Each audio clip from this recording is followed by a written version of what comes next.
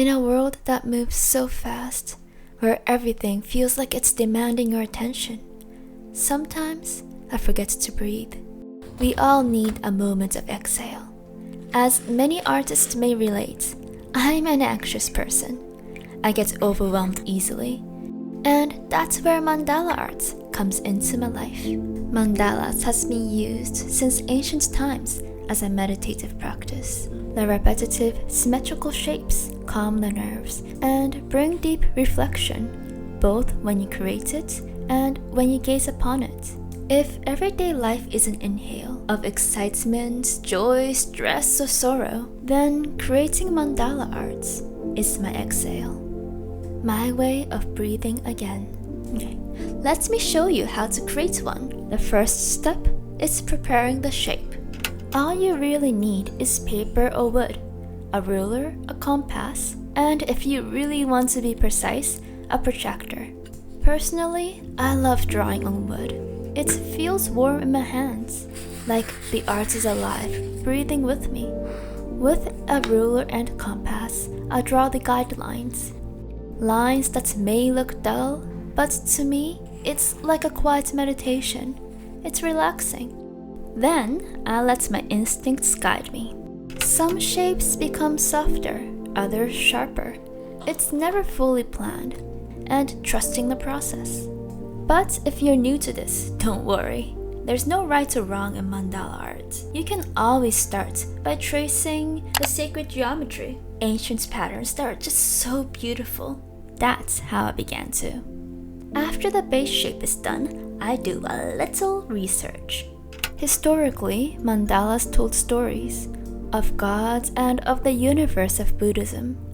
And although I draw much lighter themes, I like to honor that tradition. The tradition of how when the master makes each piece, they usually take 2 to 3 years of just researching the historical backgrounds, the stories of that god. So, if I'm drawing a daisy, for example, I look into its meanings and stories, how the Celts saw it as a flower of comfort and grief, and how the Greeks connected it to Artemis, the goddess of the moon and the hunt. From there, I'll weave in small ancient symbol designs to express those stories. Next, I outline. It's simple but essential. I tried many fancy drawing pens and spent a lot of money on it, but I found out that nothing works as well as a ballpoint pen, especially on wood. Maybe it's not what artists are supposed to use, but from my trials and errors with different pens, Ballpoint's pen never betrayed me. Now it's coloring time, and honestly, this is when it gets a bit messy. Welcome to the ugly duckling stage. Sometimes I look at it and think, oh no, what did I do? But I've learned to trust the process here too.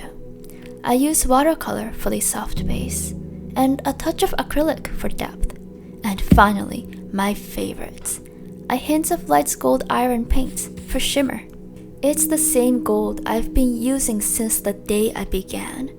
I can't believe this has been lasting me for so long. Now finally, the most important part.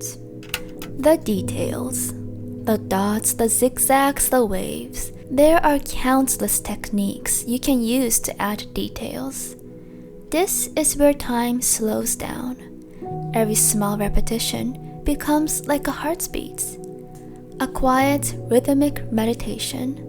I feel like the whole process has been a build-up for this moment.